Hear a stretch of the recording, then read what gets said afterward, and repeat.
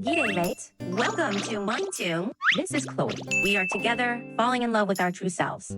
Ever heard of PTSD? It stands for post-traumatic stress disorder. It's an emotional wound that hides deep inside. The term started in World War I, called shell shock. So, what are the symptoms and how do we treat it? So, when did PTSD start? It usually kicks in after a traumatic event, and a big part of it is reliving the trauma. Studies show that the hippocampus and amygdala play key roles here.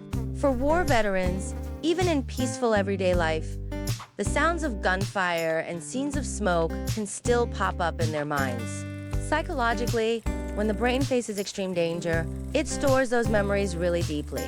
The hippocampus helps lock in the memory, and the amygdala ties it to strong emotions, especially fear. That's why PTSD patients often build a wall in their minds, avoiding things and shutting down emotionally. Why does avoiding things and feeling numb become a self-protected wall for PTSD, but also a wall that stops people from living a normal life? Experts say it's the mind's way of defending itself. Take a kid who's been bullied. The memories are so full of fear that places like hallways or the playground where it happened are places they avoid. They stop hanging out with old friends and even quit doing things they once loved. Emotionally, it's like being stuck in an icebox. They just don't care about anything or anyone anymore.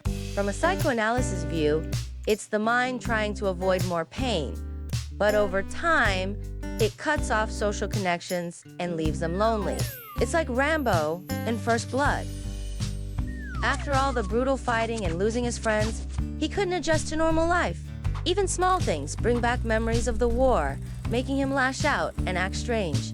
Research shows that PTSD patients have less activity in the brain's prefrontal cortex, which controls emotions and social skills. This backs up the idea that the avoidance and numbness are actually linked to changes in the brain, and this keeps them on edge. Always alert, because their alertness is heightened. People with PTSD are constantly on the lookout for potential danger.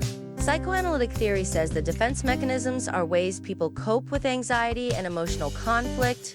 For PTSD sufferers, increased alertness is an excessive defense response. Subconsciously, they try to avoid being hurt again, so they stay highly alert to their surroundings. While this defense mechanism is meant to protect them, it often backfires, making their lives harder.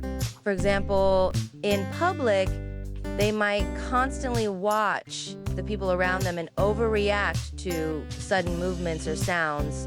This heightened defense keeps them on edge, making it hard to relax and fueling their anxiety, creating a vicious cycle. Their brain mistakenly treats everyday events as potential threats, always preparing for secondary harm.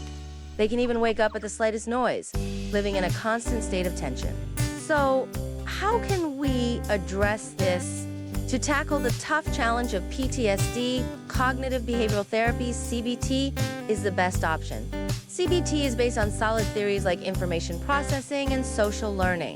The therapist helps the patient analyze their trauma memories.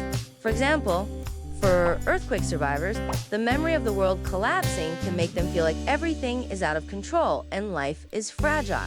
In therapy, patients are guided to see that while the disaster was terrible, there were many successful rescue efforts and stories of survival, helping them rebuild a more realistic view of the world.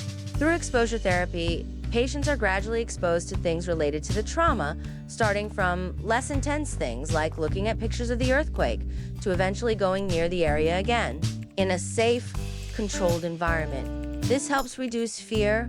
Based on brain plasticity theory, repeated positive exposure can reshape the brain's fear responses, breaking the automatic panic triggers from the past and helping the patient regain control over their emotions. Studies show that CBT can significantly improve PTSD symptoms, especially when combined with medication. Medication plays a key role as backup in PTSD recovery.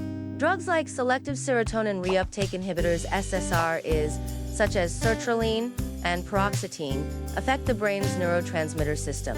Studies show that serotonin imbalance is closely linked to depression and anxiety in PTSD patients.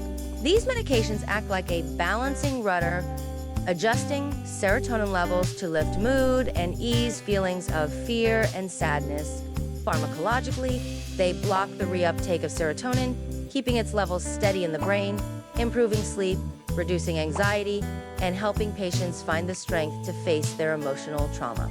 It's important to recognize PTSD's hidden signs like reliving trauma, avoiding things, feeling numb, and being extra alert, and understand why they happen.